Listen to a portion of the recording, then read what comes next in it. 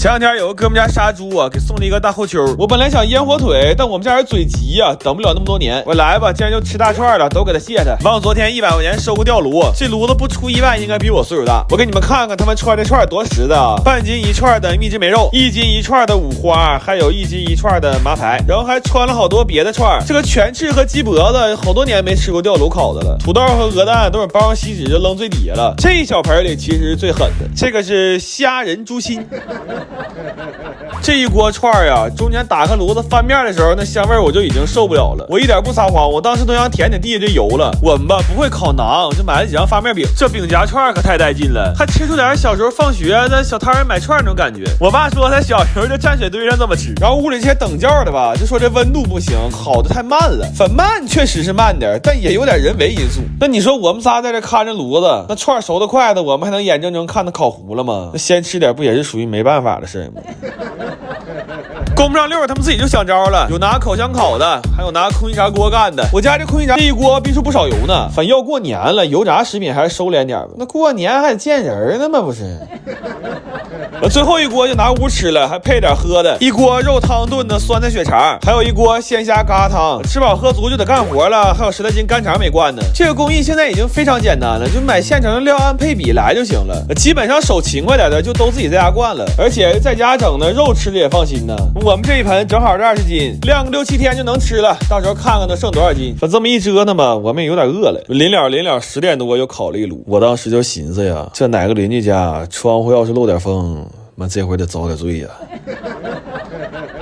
我有个大学同学过年回来了，完在哈尔滨站一脚来家吃点饭。是的，朋友们，我居然真的上过大学。完我们就聊起来了，说上学的时候都吃啥来着？我们学校当时有食堂，但真没咋去过。它倒不是好不好吃的问题，主要那个食堂它在2楼。我跟你说，就那几段楼梯，它对大学生来说比登天还难。所以月初的时候，我们就是黄金王的焖锅，再不就是街口的麻辣香锅，夹肉不炸盐版。然后月中就会收敛一点，一般4个人点1份鸡公煲，要不就是1份鱼香肉丝盖3份大米饭。这3个人里肯定有1个人吃的是汤泡饭。然后我们老二他妈这会儿一般会给他邮几袋固始鹅块，说让他尝一尝家乡的味道。我估计他妈可能现在都不知道，他这一个家乡的味道养活了8个儿子。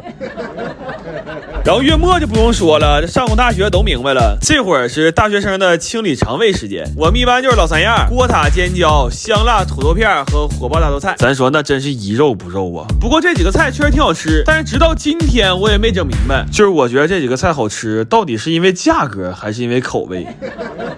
香鸭了麻锅、鸡公、火大、好面、锅煎、鱼丝、乡土、固鹅、脆枣、牛焖，这些菜其实就贯穿了我们大学的时候1个月的伙食。然后没有汤啊，就正好用这个汤好喝的高汤面，有汤有面有营养。咱说上学的时候要有这玩意儿，就月初装大爷的时候，哪怕穿插1、2顿呢，那月末也不至于过得比陶白白还准呢嘛。到23号就吃素。哎呦，我想想我眼泪都要掉下来了。今天又在家烤串了，咱不知道这玩意儿谁研究的，但给我们家人整够呛。要是半个月没吃，哎呀，浑身不得劲儿啊！你说年关将至，万事忙，全国人民都在那琢磨年夜饭和囤年货呢，唯独我们家人啊，睁眼就开始琢磨什么时候能给那半只羊吃了呢？烤羊串吧，不用腌，就是糖盐孜然芝麻辣椒面干就行。完早晨拿点肘子换的红柳签子，不知道是不是心理作用啊？我觉得这玩意儿和铁签烤出来不是一个味儿。然后拿羊腿熬了一锅鱼羊鲜，今天不冷，我们就端外面喝了。我跟你说，这大雪地里来一碗冒热气的羊汤，再撒点葱花胡椒面，这种快乐绝对是东北独有的，而且是冬季限定。我们平时在家吃就是带骨羊排和羊肉串，今天我姐来了，特意给她买了一卷腰子，这大腰子烤焦点，烤的梗梗啾啾的，再撒点白糖。咱不吹不黑啊，我感觉没有任何一个女生能拒绝这串大腰子。完要过年，我姐也开始臭美了，染了个头，这个指甲应该是做早了，我看她今天扒蒜他们有点费劲呢。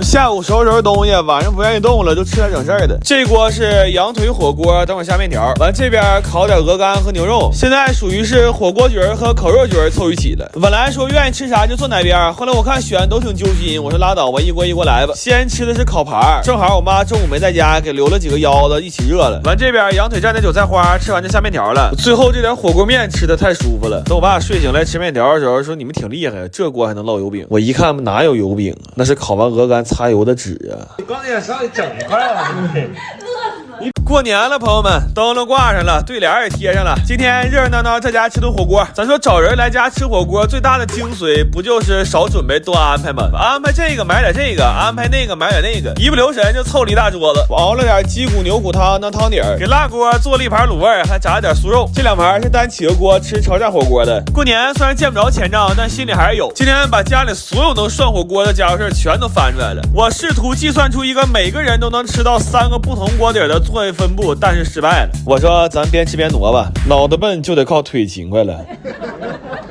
我今天就属于是吃啥补啥了，这脑花不知道你们敢不敢吃啊？但我觉得辣锅涮它是最近滋味的。然后老串座腿也累呀，我就来几个蟹腿，这大蟹棒一口吃进去，感觉腿灵活不少。这个麻酱就是比较常见的北方蘸料，什么都有，又厚又香。看我哥调这个辣锅啊，我心说这吃辣椒也太费肚了。完了说他儿子吃辣没有男子汉样，又给他儿子调了一锅。他儿子眼神里多少对这段关系产生了一点怀疑。但是这吃火锅屋里热呀，开窗还。今天吃饭有意思的事儿挺多，我给你们看看啊。这个是我姑串了2次座，手里一直攥着那盘大果子。这个是我妈，因为家里吃火锅，同学聚会都没去，完跟人说儿子腰闪了。这儿还有几个固定让朋友圈先吃的，这俩小子拎锅满场跑着给人添汤，我就愿意都喊来吃饭了，凑热闹嘛。过年不就图这个吗？反正我也说不出什么好听的，就祝大伙儿虎年心平气和的活着吧，好好活着。祝高尚收视长虹，红，我们拿绿的还